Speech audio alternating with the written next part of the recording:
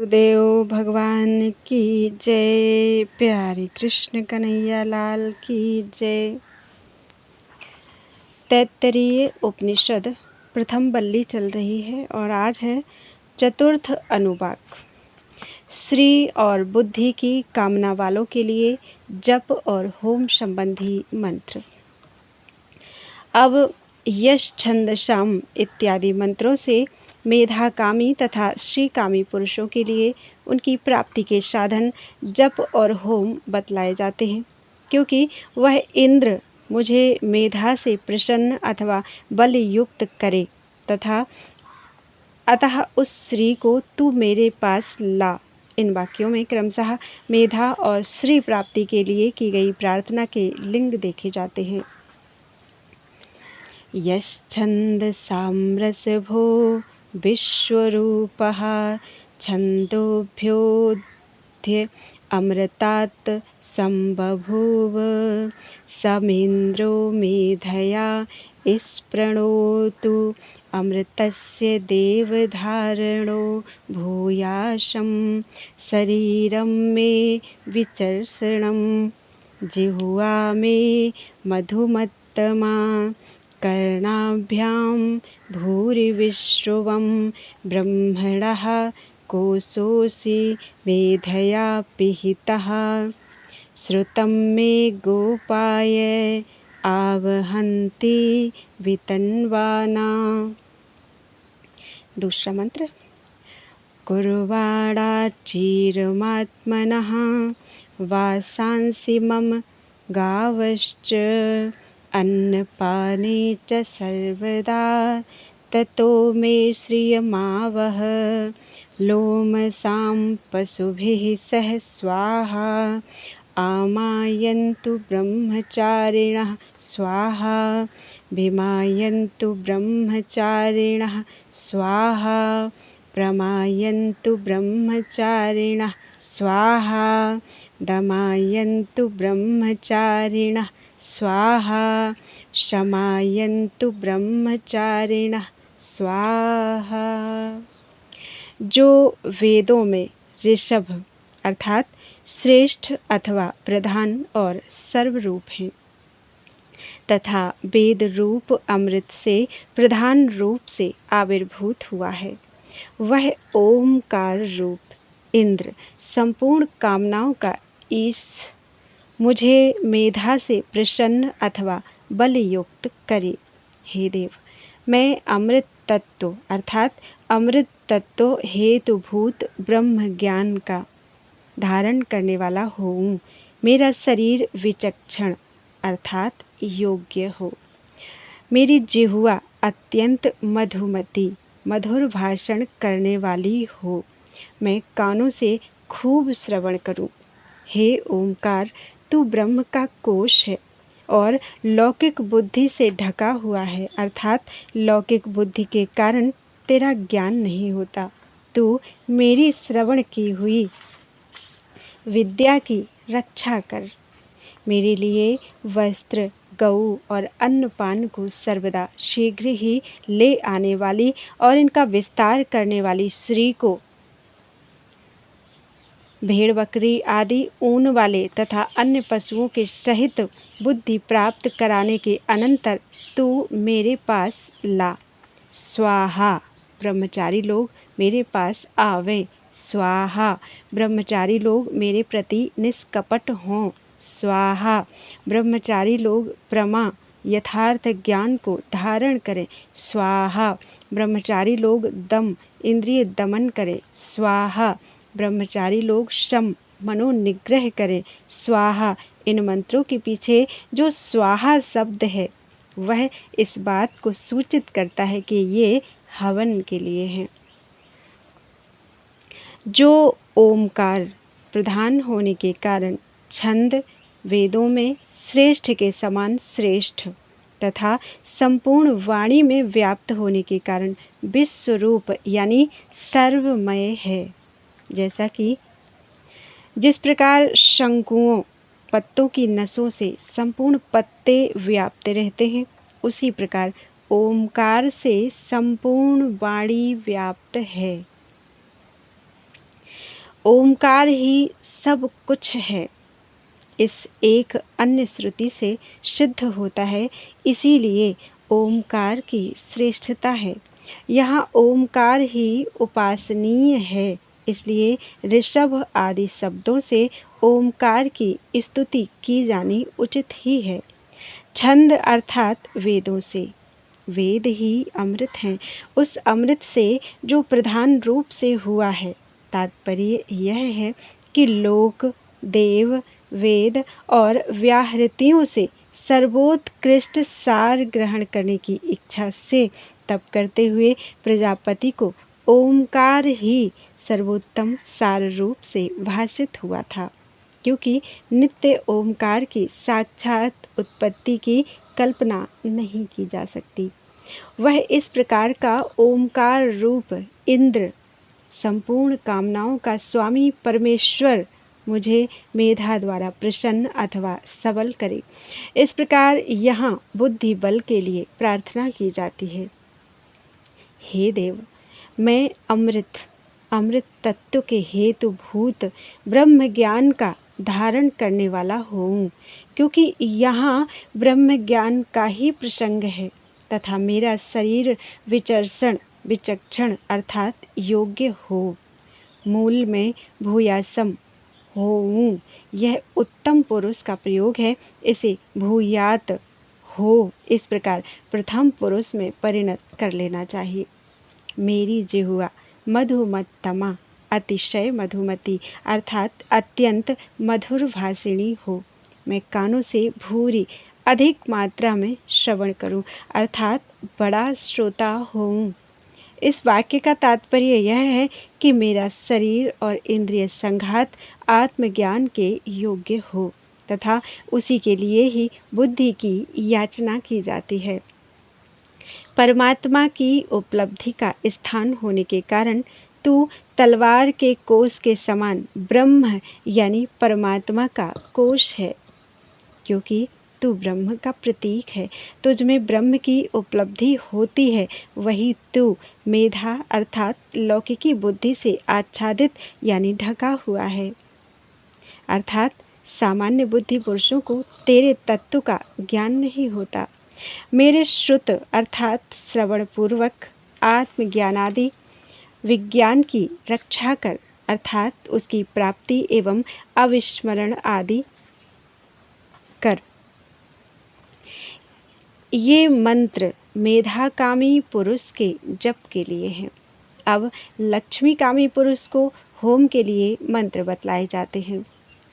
आवहंती लाने वाली, वितनवाना विस्तार करने वाली, क्योंकि तनु धातु का अर्थ विस्तार करना ही है। कुरवाड़ा करने वाली, अचीरम अचिर अर्थात शीघ्र ही। अचीरम में दीर्घ ईकार वैदिक प्रक्रिया के अनुसार है अथवा चिरम चिरकाल तक। आत्मनः मेरे लिए करने वाली, क्या करने वाली सो बतलाते हैं। मेरे वस्त्र, गऊ और अन्नपान, इन्हें जो श्री सदा ही करने वाली है श्री, उसे बुद्धि प्राप्त कराने के अनंतर तू मेरे पास ला, क्योंकि बुद्धिहीन के लिए तो लक्ष्मी अनर्थ का ही कारण होती है। किन विशेषणों से युक्त श्री को लावें? लोमस अर्थात भेड़, बकरी आदि ऊन वालों के सहित और अन्य पशुओं से युक्त श्री को ला। यहाँ आवह क्रिया का अधिकार होने के कारण उसके कर्ता ओमकार से ही संबंध है। स्वाहा, यह स्वाहाकार होमार्थ मंत्रों का अंत सूचित करने के लिए है। आ मायांतु ब्रह्मचारिणः, इस वाक्य में आयंतु माम इस प्रकार आ का व्यवधान युक्त यंतु शब्द से संबंध है। इसी प्रकार मेरे प्रति ब्रह्मचारी लोग निष्कपट हों, वे प्रमा को धारण करें, इंद्रिय निग्रह करें, मनो निग्रह करें इत्यादि। अगला मंत्र, यशो जने सानि स्वाहा श्रेयान्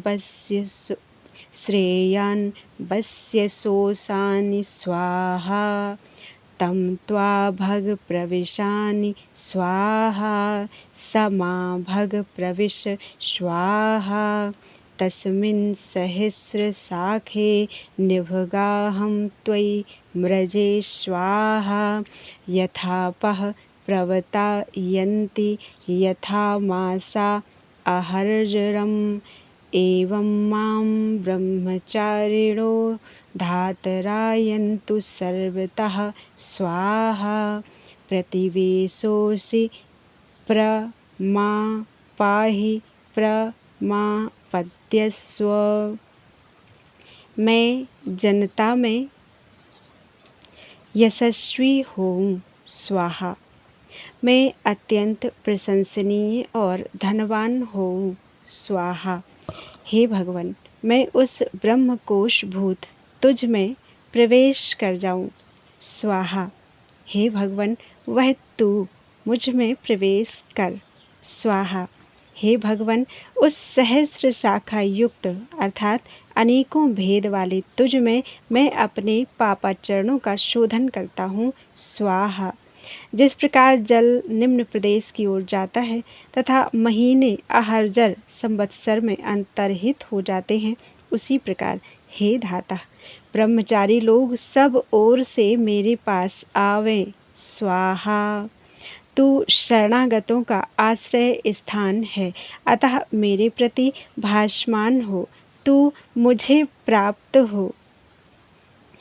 मैं जनता में यशस्वी हूँ तथा श्रेयान प्रशस्यतर और वसीयसः अर्थात वशुमान से वशुमान यानी अत्यंत धनी पुरुषों से भी विशेष धनवान हूँ तथा हे भगवन पूजनीय ब्रह्म के कोशभूत उस तुझ में मैं प्रवेश करूं।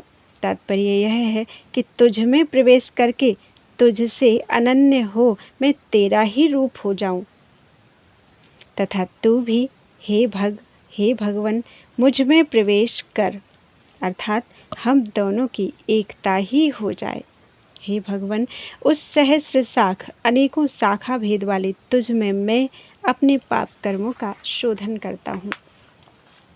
लोक में जिस प्रकार जल प्रवणवान निम्नतायुक्त देश की ओर जाते हैं और महीने जिस प्रकार अहर्जर में अंतर्हित होते हैं,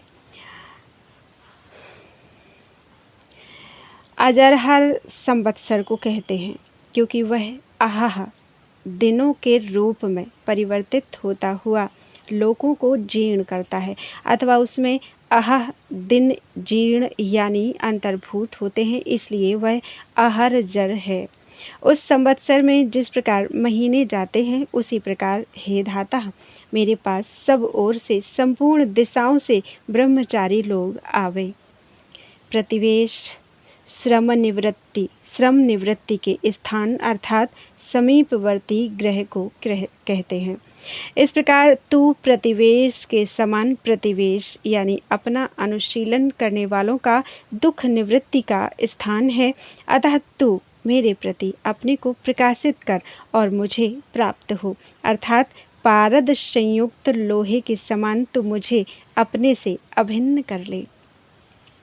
इस ज्ञान के प्रकरण में जो लक्ष्मी जी की कामना कही जाती है वह धन के लिए है। धन कर्म के लिए होता है और कर्म प्राप्त हुए पापों के क्षय के लिए है। उनके क्षीण होने पर ही ज्ञान का प्रकाश होता है। जैसा कि यह स्मृति भी कहती है, पाप कर्मों का क्षय हो जाने पर ही पुरुष को ज्ञान होता है। जिस प्रकार दर्पण के स्वच्छ हो जाने पर उसमें मुख देखा जा सकता है, उसी प्रकार शुद्ध अंतःकरण में आत्मा का साक्षात्कार होता है। इति शिक्षावल्यां चतुर्थोनुवाकः। बोलो वृंदावन बिहारी लाल की जय। पंचम अनुवाक। व्याहृति रूप ब्रह्म की उपासना। पहले संहिता संबंधिनी उपासना का वर्णन किया गया। तत्पश्चात मेधा की कामना वाले तथा श्रीकामी पुरुषों के लिए मंत्र बतलाए गए। वे भी परंपरा से ज्ञान के उपयोग के लिए ही हैं। उसके पश्चात अब जिसका फल स्वराज्य है, उस व्याहृति रूप ब्रह्म की आंतरिक उपासना का आरंभ किया जाता है।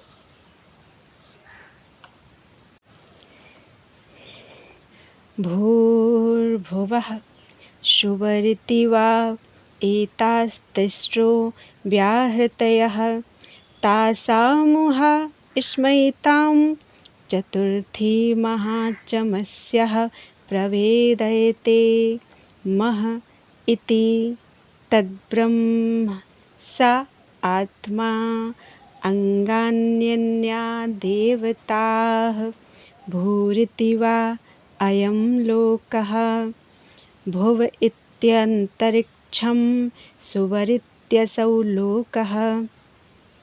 अगला मंत्र।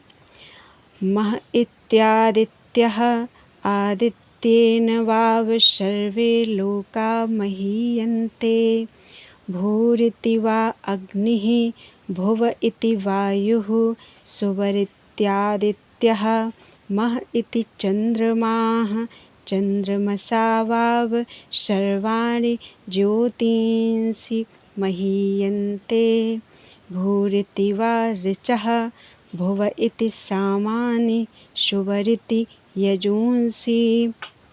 अगला मंत्र।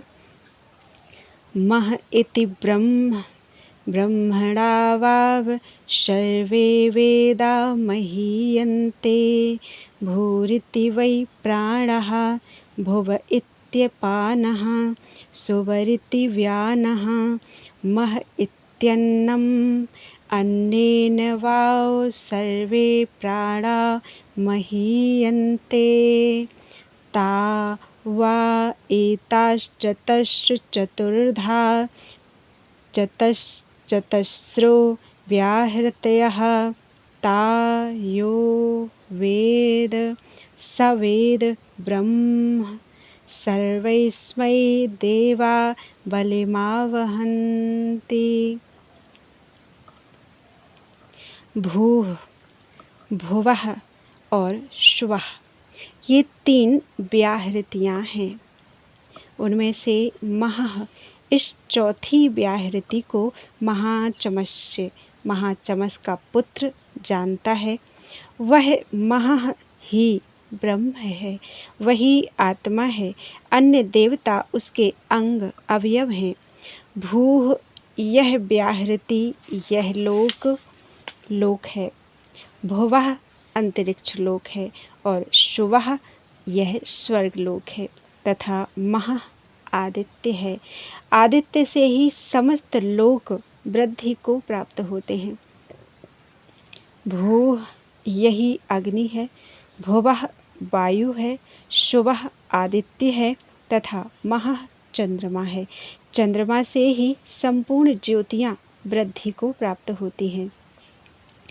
भूः यही ऋक् है, भुवः शाम है, शुवः यजुः है तथा महः ब्रह्म है। ब्रह्म से ही समस्त वेद वृद्धि को प्राप्त होते हैं। भूः यही प्राण है, भुवः अपान है, सुवः व्यान है तथा महः अन्न है। अन्न से ही समस्त प्राण वृद्धि को प्राप्त होते हैं। इस प्रकार ये 4 व्याहृतियाँ हैं। इनमें से प्रत्येक 4 प्रकार की हैं। जो इन्हें जानता है वह ब्रह्म को जानता है। संपूर्ण देवगण उसे बलि उपहार समर्पण करते हैं। भूर्भुवः शुभारिति, इसमें इति शब्द पूर्व कथित व्याहृतियों को ही प्रदर्शित करने के लिए है। एतास्त्रिस्रः ये शब्द भी पूर्व प्रदर्शित व्याहृतियों के ही परामर्श के लिए है। वही इस अव्यय से परामृष्ट व्याहृतियों का स्मरण कराया जाता है, अर्थात इन शब्दों से ये 3 प्रसिद्ध व्याहृतियाँ स्मरण दिलाई जाती हैं। उनमें महः यह चौथी व्याहृति है। इस चौथी व्याहृति को महाचमस का पुत्र महाचमस्य जानता है, किंतु ऊ हा इस्म ये 3 निपात अतीत घटना का अनुकथन करने के लिए होने के कारण इसका अर्थ जानता था, देखा था इस प्रकार होगा। व्याहृति के दृष्टा ऋषि का अनुस्मरण करने के लिए महाचमस्य यह नाम लिया गया है। इस प्रकार यहाँ उपदेश होने के कारण यह जाना जाता है कि ऋषि का अनुस्मरण भी उपासना का एक अंग है। जिस महाह नामक व्याहृति को महाचमस्य ने देखा था वह ब्रह्म है। ब्रह्म भी महान है और व्याहृति भी महाह है, और वह क्या है? वही आत्मा है। व्याप्ति अर्थ वाले आप धातु से आत्मा शब्द निष्पन्न होता है, क्योंकि लोक, देव, वेद और प्राण रूप अन्य व्याहृतियाँ आदित्य, चंद्र, ब्रह्म एवं अन्य स्वरूप व्याहृत्यात्मक महाह से व्याप्त है। इसलिए वे अन्य देवता इसके अंग अवयव हैं। यहाँ लोकादि का उपलक्षण कराने के लिए देवता शब्द का ग्रहण किया गया, क्योंकि देव और लोक आदि सभी महाह इस व्याहृत्यात्मा के अव्यय स्वरूप हैं। इसीलिए ऐसा कहा है कि आदित्यादि के योग से लोकादि महत्ता को प्राप्त होते हैं। आत्मा से ही अंग महत्ता को प्राप्त हुआ करते हैं। महन शब्द का अर्थ वृद्धि, उपचय है, अतः महीयन्ते इसका वृद्धि को प्राप्त होते हैं, यह अर्थ है। यह लोक, अग्नि, ऋग्वेद और प्राण ये पहली व्याहृति भूह है। इसी प्रकार उत्तरोत्तर प्रत्येक व्याहृति 4 प्रकार की है। इसकी थोड़ी सी व्याख्या दी है। और यथा अंतरिक्ष लोक, वायु, सामवेद और अपान ये दूसरी व्याहृति भुवाह है। ध्युलोक, आदित्य, यजुर्वेद और व्यान ये तीसरी व्याहृति शुवाह है, तथा आदित्य, चंद्रमा, ब्रह्म और अन्न ये चौथी व्याहृति महाह है। महाह ब्रह्म है।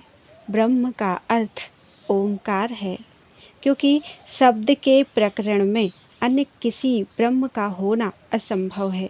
शेष सबका अर्थ पहले कहा जा चुका है। ये चारों व्याहृतियाँ 4 प्रकार की हैं, अर्थात वे ये भूह, भुवः, स्वः और महः 4 व्याहृतियाँ प्रत्येक 4 प्रकार की हैं। धा शब्द प्रकार का वाचक है, अर्थात वे 4 होती हुई 4 प्रकार की हैं। उनकी जिस प्रकार पहले कल्पना की गई है, उसी प्रकार उपासना करने का नियम करने के लिए उनका पुनः उपदेश किया गया है। उन उपर्युक्त व्याहृतियों को जो पुरुष जानता है वही जानता है। किसे जानता है? ब्रह्म को। शंका: वह ब्रह्म है, वह आत्मा है। इस वाक्य द्वारा महारूप से ब्रह्म को जान लेने पर भी उसे न जानने के समान उसे जो जानता है वह ब्रह्म को जानता है, ऐसा कहना तो ठीक नहीं है।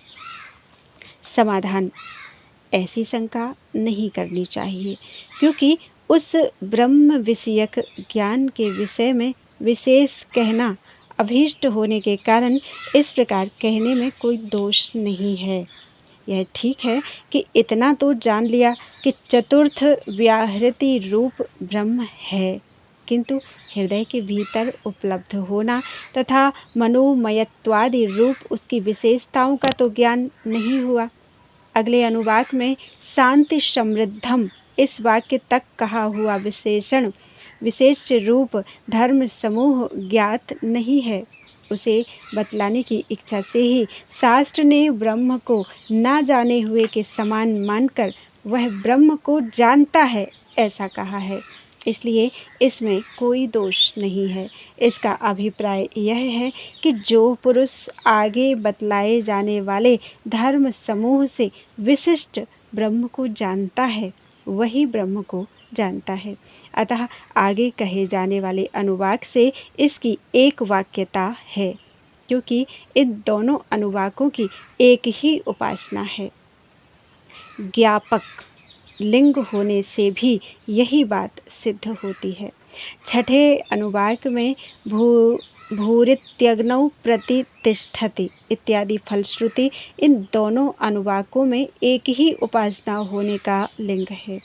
कोई विधान करने वाला शब्द न होने के कारण भी ऐसा ही समझा जाता है। छठे अनुवाक में वेद उपासितव्यः ऐसा कोई उपासना का विधान करने वाला शब्द नहीं है। व्याहृति अनुवाक में जो उन व्याहृतियों को जो जानता है ऐसा वाक्य है, वह आगे बतलाई जाने वाली उपासना के लिए होने के कारण पूर्वोक्त तो उपासना से उसका भेद करने वाला नहीं है। उसी उपासना को आगे बतलाना क्यों इष्ट है, यह बात उसकी विशेषता बतलाने की इच्छा होने के कारण आदि हेतुओं से पहले कह ही चुके हैं। ऐसा जानने वाले उपासक को उसके अंगभूत समस्त देवगण बलि उपहार समर्पण करते हैं, अर्थात स्वराज्य की प्राप्ति हो जाने पर उसके लिए उपहार लाते हैं। यह इसका तात्पर्य है। इति शिक्षावल्यां पंचमोऽनुवाकः। बोलो वृंदावन बिहारी लाल की जय। षष्ठ अनुवाक। ब्रह्म के साक्षात उपलब्धि स्थान हृदयाकाश का वर्णन। भूः भुवः और स्वः ये अन्य देवता महः इस व्याहृति रूप हिरण्यगर्भ संज्ञक ब्रह्म के अंग हैं। ऐसा पहले कहा जा चुका है। जिसके वे अंगभूत हैं इस ब्रह्म की साक्षात उपलब्धि और उपासना के लिए हृदयाकाश स्थान बतलाया जाता है। जैसे कि विष्णु के लिए शालिग्राम, उसमें उपासना किए जाने पर ही वह मनोमयत्वादि धर्म विशिष्ट ब्रह्म हथेली पर रखे हुए आंवले के समान साक्षात उपलब्ध होता है। इसके सिवा सर्वात्म भाव की प्राप्ति के लिए मार्ग भी बतलाना है, इसलिए इस अनुवाक का आरंभ किया जाता है। स एषो अंतर्हृदय आकाशः तस्मिन्नयं पुरुषो मनोमयः अमृतो हिरण्मयः अंतरेण तालुके स एष स्तन इवावलंबिते सेन्द्रियोनिः यत्रासौ केशान्ते विवर्तते व्यपोह्य शीर्षकपाले भूरित्यग्नौ प्रतितिष्ठति भुव इति वायौ। अगला मंत्र। शुभरित्यादित्ये मह इति ब्रह्मणि आप्नोति स्वाराज्यम् आप्नोति मनसस्पतिं वाक्पतिश्चक्षुष्पतिः श्रोत्रपतिर्विज्ञानपतिः एतत् ततो भवति आकाशशरीरं ब्रह्म सत्यात्म प्राणारामं मन आनंदम शांति समृद्धम अमृतम इति प्राचीन योग्योपास्व। यह जो हृदय के मध्य में स्थित आकाश है, उसमें ही यह मनोमय अमृत स्वरूप हिरण्मय पुरुष रहता है। तालुओं के बीच में और उनके मध्य यह जो स्तन के समान मांसखंड लटका हुआ है, उसमें होकर जो सुषुम्ना नाड़ी, जहाँ केशों का मूल भाग विभक्त होकर रहता है, उस मूर्ध प्रदेश में मस्तक के कपालों को विदीर्ण करके निकल गई है। वह इंद्रियोनि अर्थात परमात्मा की प्राप्ति का मार्ग है। इस प्रकार उपासना करने वाला पुरुष प्राण प्रयाण के समय मूर्धा का भेदन कर भूः इस व्याहृति रूप अग्नि में स्थित होता है, अर्थात भूः इस व्याहृति का चिंतन करने से अग्नि रूप होकर इस लोक को व्याप्त करता है। इसी प्रकार भुवः इस व्याहृति का ध्यान करने से वायु में, स्वः इस व्याहृति का चिंतन करने से आदित्य में तथा महः की उपासना करने से ब्रह्म में स्थित हो जाता है। इस प्रकार वह स्वराज्य प्राप्त कर लेता है तथा मन के पति ब्रह्म को पा लेता है तथा वाणी का पति, चक्षु का पति, श्रोत्र का पति और सारे विज्ञान का पति हो जाता है। यही नहीं, इससे भी बड़ा हो जाता है। वह आकाश शरीर, सत्य स्वरूप, प्राणाराम, मन आनंद, जिसके लिए मन आनंद स्वरूप है, शांति संपन्न और अमृत स्वरूप ब्रह्म हो जाता है। हे प्राचीन योग्य शिष्य, तू इस प्रकार उस ब्रह्म की उपासना कर। सह इस पहले पद का पाठक्रम को छोड़कर आगे के अयम पुरुषः इस पद से संबंध है, जो यह अंतर हृदय में, हृदय के भीतर आकाश है। हृदय अर्थात श्वेत कमल के आकार वाला मांसपिंड, जो प्राण का आश्रय अनेकों नाड़ियों के छिद्र वाला तथा ऊपर को नाल और नीचे को मुख वाला है, जो कि पशु का आलभन बध किए जाने पर स्पष्टतया उपलब्ध होता है। उसके भीतर जो यह कमंडलों के अंतर्वर्ती आकाश के समान प्रसिद्ध आकाश है, उसी में यह पुरुष रहता है, जो शरीर रूप पुर में शयन करने के कारण अथवा उसने भूह आदि संपूर्ण लोगों को पूरित किया हुआ है, इसलिए पुरुष कहलाता है। वह मनोमय ज्ञानवाची मन धातु से सिद्ध होने के कारण मन शब्द का अर्थ विज्ञान है। तन्मय तत्प्राय अर्थात विज्ञानमय है, क्योंकि उस विज्ञान स्वरूप से ही वह उपलब्ध होता है, अथवा जिसके द्वारा जीव मनन करता है, वह अंतःकरण ही मन है। उसका अभिमानी तन्मय अथवा उससे उपलक्षित होने वाला अमृत अमरण धर्मा और हिरण्मय ज्योतिर्मय है। हृदयाकाश में साक्षात्कार किए हुए उस ऐसे लक्षणों वाले तथा विद्वान के आत्मभूत इंद्र ईश्वर के ऐसे स्वरूप की प्राप्ति के लिए मार्ग बतलाया जाता है। हृदय देश से ऊपर की ओर जाने वाली सुषुम्ना नाड़ी, सुषुम्ना नाम की नाड़ी योग शास्त्र में प्रसिद्ध है। वह अंतरेण तालुके अर्थात दोनों तालुओं के बीच में होकर गई है और तालुओं के बीच में यह जो स्तन के समान मांसखंड लटका हुआ है, उसके भी बीच में होकर गई है तथा जहाँ यह केशांत, केशों के मूल भाग का नाम केशांत है, वह जिस स्थान पर विभक्त होता है अर्थात जो मूर्ध प्रदेश है, उस स्थान में पहुंचकर जो निकल गई है अर्थात जो शीर्ष कपालों मस्तक के कपालों को पार विभक्त यानी विदीर्ण करती हुई बाहर निकल गई है, वही इंद्र योनि, इंद्र अर्थात ब्रह्म की योनि, मार्ग यानी ब्रह्म स्वरूप की प्राप्ति का द्वार है। इस प्रकार उस सुषुम्ना नाड़ी द्वारा जानने वाला अर्थात मनोमय आत्मा का साक्षात्कार करने वाला पुरुष मूर्ध द्वार से निकलकर इस लोक का अधिष्ठाता, जो महान ब्रह्म का अंगभूत भूह ऐसा व्याहृति रूप अग्नि है, उस अग्नि में स्थित हो जाता है, अर्थात अग्नि रूप होकर इस लोक को व्याप्त कर लेता है। इसी प्रकार वह भुवः स्तुतीय व्याहृति रूप वायु में स्थित हो जाता है।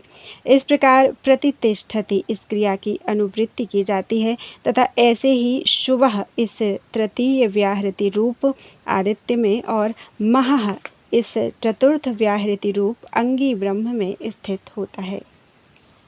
उनमें आत्मस्वरूप से स्थित हो वह ब्रह्मभूत हुआ स्वराज्य स्वराट भाव को प्राप्त कर लेता है, अर्थात जिस प्रकार ब्रह्म अंगभूत देवताओं का अधिपति है, उसी प्रकार स्वयं उनका राजा अधिपति हो जाता है तथा उसके अंगभूत देवगण जिस प्रकार ब्रह्म को उसी प्रकार इस अपने अंगी के लिए उपहार लाते हैं तथा वह मनस्पति को प्राप्त कर लेता है।